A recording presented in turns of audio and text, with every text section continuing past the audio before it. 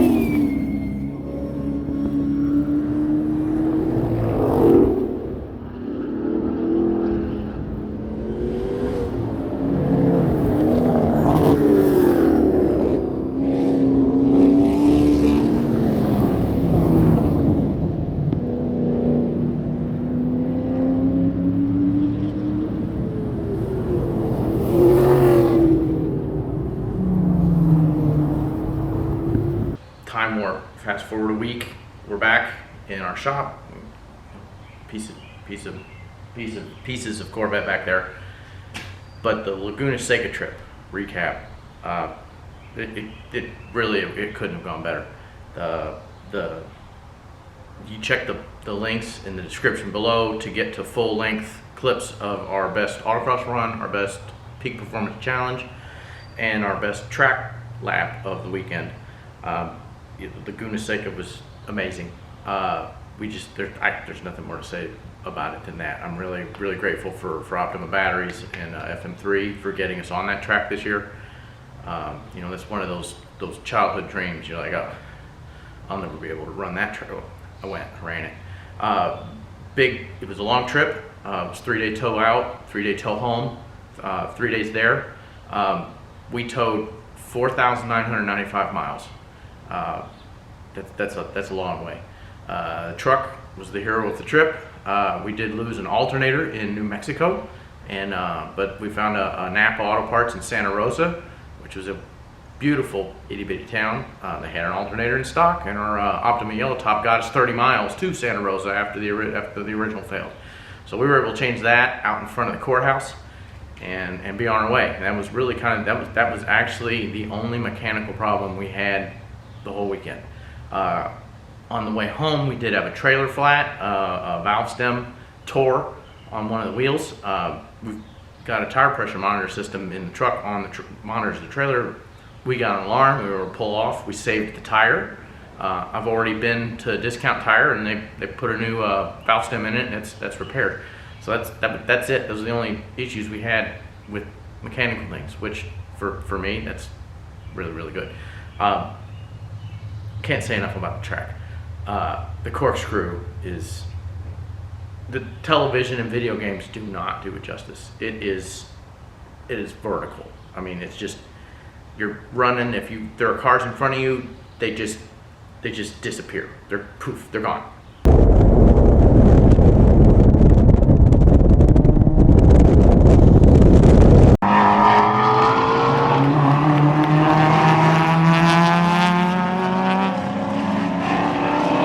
And then you're in, boom, and you're down. But amazingly, it's easy to drive. If you hit the entrance right, the pavement forces you to go where you need to go. So that was awesome. Yeah, that's so stuff we did. The gas mileage. We've talked about the truck before. 13.8 miles to gallon towing average over the trip. Right? It's crazy. Our fuel budget came in $200 under the estimate because the gas mileage was so high, and that's an airplane. That's stunning gas mileage from a 1990 six-cylinder F-250. We were added up. The gross combined vehicle weight was like 11,000 or 10,500 pounds. The limit for the truck's 11,000. So we're right there at the limit, and it performed well. We're going to replace the radiator. It was getting a little hot in a couple spots that it really shouldn't have, and I think probably the radiator is just old, clogged up. So it was a great trip, and you know, I'm kind of standing here at a loss because normally I come home from a trip and the car's broken and I've got a whole bunch of work to fix it, and this time I don't have to do anything. I washed the rocks out of it. Oh, we did have a spin. We spun it in turn 3.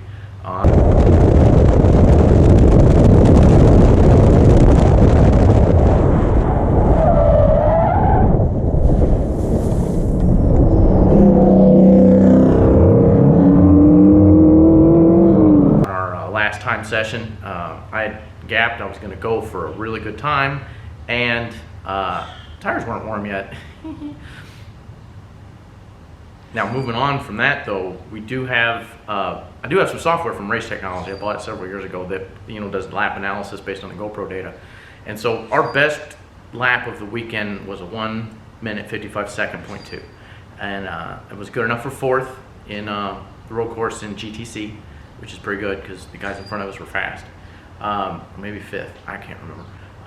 We finished 4th overall. Anyway, but we did plug all the laps into the software, and my best virtual was less than a second faster than what I actually put down, which is good. I was amazingly consistent. I think I did, if you take out the actual out laps and take out the lap where I spun, almost every lap in my 2 competition time sessions were within 0.3 of each other, which is enormously consistent. The software also tells me a theoretical time based on G-loads where the car, in the slower corners, I'm an autocrosser, so autocrossers always really attack slow speed corners really well, and then we chicken out on the fast stuff, and that's exactly what I was doing. So if I had been able to load up the car with the kind of G-loads that we were seeing in turns 2 and 3, in turns 5, 6, and 7,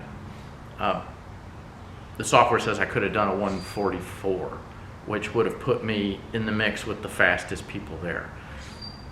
That's a theoretical, it's based on funny math and estimates. I could probably say like a 150 or 149 might be possible in the car if we ever got an opportunity to go back there. But what that also means is I need to work on the loose nut behind the wheel now, that the car isn't causing me any trouble. So knock on wood, it doesn't give me any trouble. Our next big event, we are planning to do the Chasing the Dragon Hill Climb in Robbinsville, North Carolina. I think that's in July. Until then, we're going to be doing all the local autocrosses that we can fit in and get to, because we need seat time in this car to really kind of nail down where the limits are with it and what we can do with it. And then we'll hit that hill climb and hopefully not hit anything.